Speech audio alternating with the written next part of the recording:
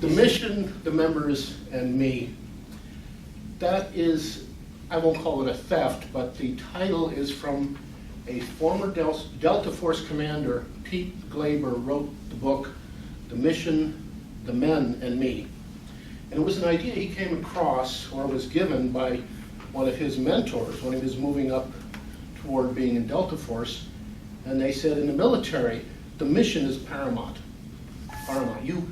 Your life can be lost, but that's okay. You volunteered for this. But the mission is more important than your life. And then the men, and both as a group and as individuals, they're second most important. This is to the leader, but everyone should keep this in mind. And then third is me.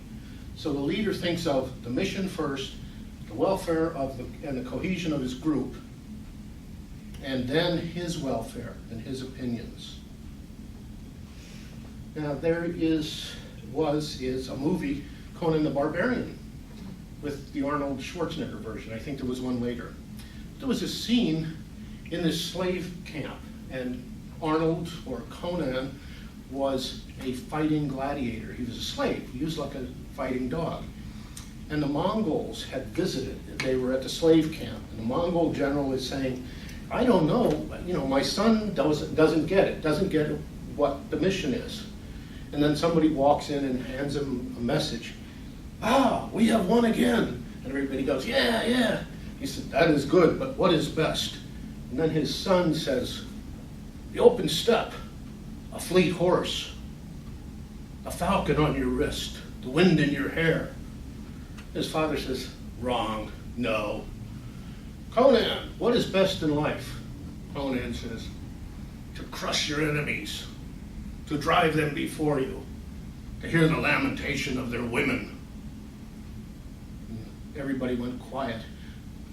He understood his mission. He understood what the Mongols were about. And that is a true quote, by the way, by Genghis Khan.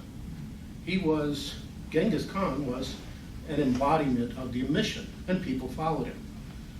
Well, I'm not suggesting we do that, but there was a man that understood and put his life into that mission. Toastmasters has a mission. The international mission, Toastmasters International, we will empower individuals to become more effective communicators and leaders. There is a district mission. We build new clubs and support all clubs in achieving excellence. There is a club mission. We provide a supportive and positive learning experience in which members are empowered to develop communication and leadership skills, resulting in greater self-confidence and personal growth. We have a mission statement here for Toastmasters for Leaders. We provide a supportive and positive learning experience in which members are empowered to develop communication and leadership skills. It's basically what the international statement was. That is what we agree to when we become Toastmasters. This is all voluntary. The second level of that is the members and the group. There is a book, The Leadership of Secrets of Attila the Hun, by the military historian. This is barbarian night. The military historian Wes Roberts. And he said Attila would reward his Huns, his troops, depending on whether they were acting competently as individuals. They would receive the reward for a Hun. They did their job. But the big rewards were reserved for the Huns that acted for the whole Hunnish army or for the clan. So they put their effort into supporting the group. That seems pretty clear. The third, let's say that you don't have to be a leader to follow these. You can have your own mission statement. This is an informal statement, and it sounds like this: not on my watch, not on my shift. And if you saw Groundhog Day with Bill Murray, early in it, it became clear that he was doomed to repeat the same thing, same day. And a man died that didn't have to, of malnutrition. And then he realized, this is not going to happen on my watch. And every day that he came back, he made sure the man didn't die. Not on my watch. And my mother, when she was a psychiatric nurse in the last 10 years, had a not on my watch statement. Not on my watch will a riot start among the patients of the locked ward. And she would go around and check if the patients were escalating. And she never did have a riot in 10 years, but others did. There is a third level, and that is your own personal welfare as a leader, as a person. The reason I brought this thing up is we spoke at the beginning, or at the end of a meeting last time, about a problem that we had at Jewel City 29 with a member.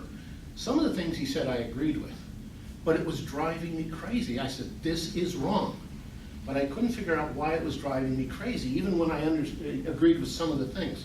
It was because he was going against the mission of the club and ruining the cohesion of the membership. So that's where I applied that. Finally, it came to mind. It was like a seed that finally came to fruition and said, oh, this is what was going on. This is why you're being driven crazy. Because I've heard far worse than he said in other places. So my recommendation is, if you're having a conflict, or even if you're not, just be aware of the mission that you have agreed to. Is it in line with you? Are you going against the welfare of the group accidentally? Or maybe maybe you've gotten in with Ku Klux Klan racist. You don't want to be there, that's fine. But as long as you agree to be there, you have to support that, to be in clear conscience. So keep that in mind, and I will not turn the lectern over, I will give it back to our Toastmaster.